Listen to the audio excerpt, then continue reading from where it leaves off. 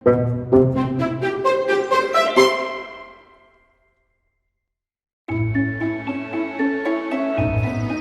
না, শুধু এটাই জানি আর আমার এখানে ভালো লাগছে না। এই জীবনটা আর পাচ্ছি না আমি। গাধার জীবন বাঁচতে আর আমি চাইছিই না। পরিস্তানের যাত্রা। একদিন সকালে ডাঙ্কি গাধা আরাম করে ঘুমোচ্ছিল। তখনই একটা আওয়াজে ওর ঘুম ভেঙে যায়। ডাঙ্কি, এই ডাঙ্কি, এখনো গাধা বেঁচে ঘুমাচ্ছিস? কি বললি তুই? ও সরি সরি, তুই তো গাধা। কি বেচবি তুই? আজ তো রোববার, সকাল সকাল আমাকে বিরক্ত করতে কেন এসছিস? আরে আমাদের শেরখান পাঠিয়েছে, তার বোন আর ভগ্নিপতি আসছে, তাই ফুল আনার জন্য আমাদের এখানে পাঠিয়েছে। একটা দিন তো ছুটিরই আমি পাই, আজই আসার ছিল এদের। ডাঙ্কি ঝটপট করে উঠে বসে আর ওদের সাথে বাগানের দিকে রওনা হয়। বাগানে পৌঁছে হরিণ আর শেয়াল অনেক ফুল তোলে। তারপর গাধার ওপর চাপিয়ে দেয়। বাপ রে বাপ, কি ওজন মাইরি! শিগগিরই এগো, শেরখান দেরি করা পছন্দ করে না। গাধা তারপর এগোতে লাগে, কিন্তু ওর খুব কষ্ট হচ্ছিল। 2 ঘন্টা চলার পর শেষমেশ শেরখানের কাছে পৌঁছায়। আমার বোন জামাইবাবু এক্ষুনি আসবে, তোমরা সবাই মিলে এই জায়গাটা ভালো করে সাজিয়ে দাও তো। হ্যাঁ শেরখান, এক্ষুনি করছি। হাতি, শেয়াল, নেকড়ে, হরিণ, জিরাফ, ভাল্লুক আর গন্ডার সবাই মিলে সেই জায়গাটার খুব সুন্দর ডেকোরেশন করে।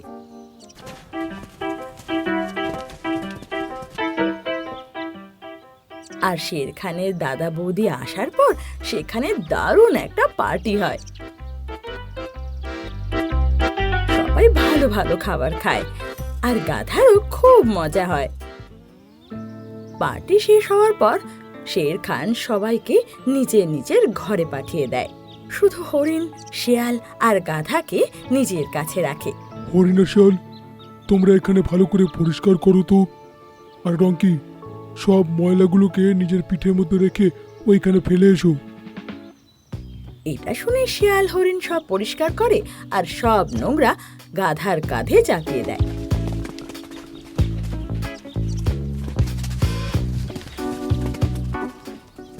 গাধার পা থরথর করে কাঁপছিল, তবুও জঙ্গলের 4 চক্কর লাগিয়ে সমস্ত নোংরা পেছনের খাইতে ফেলে।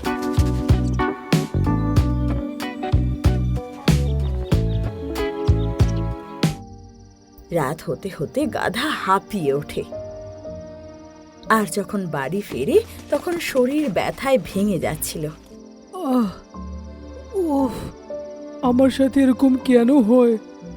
এত বোঝা আমায় কেন বইতে হয়? গাধা ডাক দেয়, খুব ডাক দেয়, আর এত ডাক দেয় যে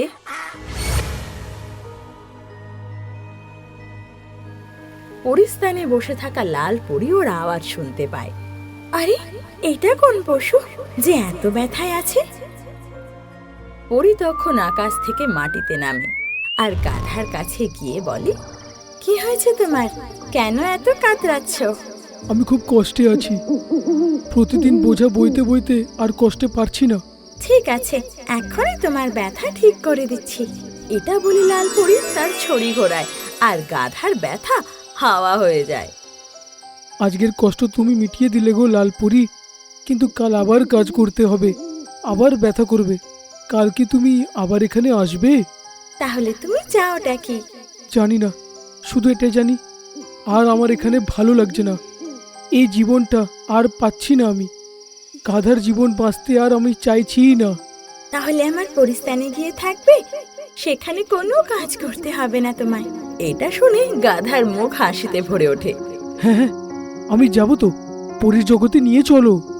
এটা শুনে লাল পরী তার ছড়ি ঘোরায় আর দুজনে একসাথে অদৃশ্য হয়ে পরিস্তানে পৌঁছে যায়। এখানে তুমি শান্তিতে থেকো, ঠিক আছে? যখনই দরকার পড়বে আমাকে ডাক দিও। ধন্যবাদ লালপুরি। গাধা পরিস্তানে এদিক ওদিক ঘুরতে লাগে। কোনো কাজ না করার জন্য ওর এবার খুব ভালো লাগতে লাগে। বিকেলের মধ্যেও পরিস্থান পুরোপুরি ঘুরে ফেলে, আর এখন ওর খিদে পায়। লালপরি, লালপরি, আমার খিদে পাচ্ছে। তোমার খিদে পাচ্ছে ডাঙ্কি? হ্যাঁ, অনেক বেশি। ওই দেখো সামনে যে রং বেরঙের ফুল আছে, ওটা খেতে পারো। কি ফুল? কিন্তু ফুল খেয়ে আবার কারুর খিদে মেটে নাকি? বিশ্বাস না হলে একবার খেয়েই দেখো। ওর কথা শুনে গাধা সেই নীল ফুলের গাছের কাছে যায় আর একটা ফুল খায়। আরে বাহ, এটা তো খুব সুস্বাদু। আর তারপর ওর খিদেও মিটে যায়। পরিস্থানের ফুলের এতটাই শক্তি আছে যে কেউ যদি খায় তাহলে তার খিদে মিটিয়ে দেয়। বাহ, এটা তো খুবই ভালো কথা। গাধা পরিস্থানে বেশ আরামেই থাকতে লাগে। ওকে কোনো কাজ করতে হয় না, কারোর হুকুম মানতেও হয় না, আর খিদে পেলে খাবার খোঁজারও কোনো ঝঞ্ঝট থাকতো না। শুরুতে ওর সবই ভালো লাগে, তবে কিছুদিন পর থেকে ওর সেখানে খুব একলা লাগতে লাগে। লালপরি, তোমার প্রয়োজন আছে এখানে? বলো ডাঙ্কি, কি দরকার? লালপরি, আমার এখানে খুব একলা একলা লাগছে, জানো তো। এখানে অন্য কোনো জানোয়ার নেই? হ্যাঁ আছে তো, ওর নাম হোয়াইট হর্স। হ্যাঁ, সে আবার কোথায়? তুমি সামনে সেই সোনালী পাহাড় দেখছো, ওখানেই আছে। এটা শুনে ও তখনই দৌড় দেয়, আর সেখানে পৌঁছে একটা সাদা ঘোড়া দেখতে পায়, যার মাথায় চকমকে শিং ছিল। আর বাহ, তুমি তো খুবই সুন্দর। তোমার নাম কি হোয়াইট হর্স? এটা শুনে ও গাধার দিকে দেখে, কিন্তু কোনো জবাব দেয় না। আরে কিছু বলবে তো? শুধু দেখেই তো যাচ্ছ। ও খুব একটা বেশি কথা বলা পছন্দ করে না। ও তখনই কথা বলে যখন পরিস্থানের উপর কোনো বিপদ আসে। দূর বাবা।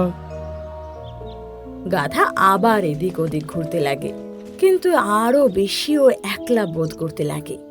শেষমেশ ও আবার লালপরির সাথে দেখা করে পরিষ্কার করে বলে, আমার এখানে থাকার নেই, আমায় জঙ্গলে তুমি ফিরিয়েই দাও। কিন্তু এখানে তো তোমাকে কোনো কাজই করতে হতো না। যখন ইচ্ছা খেতে পারতে, যখন ইচ্ছা ঘুমোতে পারতে। এখানে তো কাজ করার কোনো সমস্যাও নেই। তবে কেন যেতে চাও তুমি? হ্যাঁ নেই, কিন্তু যদি কোনো কাজই না থাকে তাহলে তো পুরো বেকার লাগে, আর ঘুমও আসে না। আর যদি ঘুমই না আসে তো খিদেও পায় না।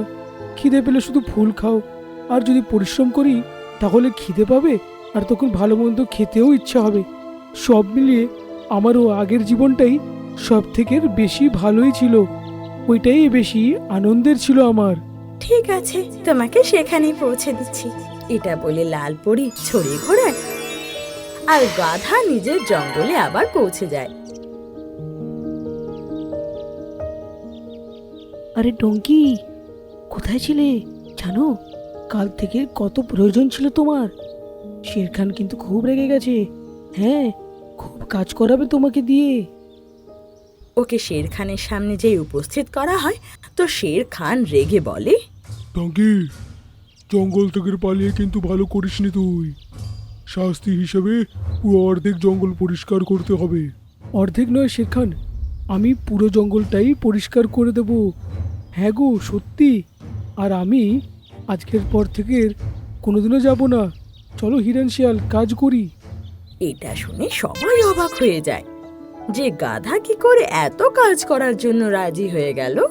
কিন্তু ওর সাথে যে কি হয়েছিল সেটা কেউ আন্দাজাও লাগাতে পারছিল না। প্রিয় বাচ্চারা, ভগবান আমাদের যে জীবন দিয়েছে সেটাই আমাদের জন্য সঠিক। আমাদের যা কাজ সেটাই আমাদের জন্য সঠিক। যেমন অকেজো আর একলা থাকার জন্য গাধা বুদ্ধি পেল, তেমনি তোমরা যখন একলা আর অকেজো থাকবে তোমরা ওই কথাটা বুঝতে পেরে যাবে।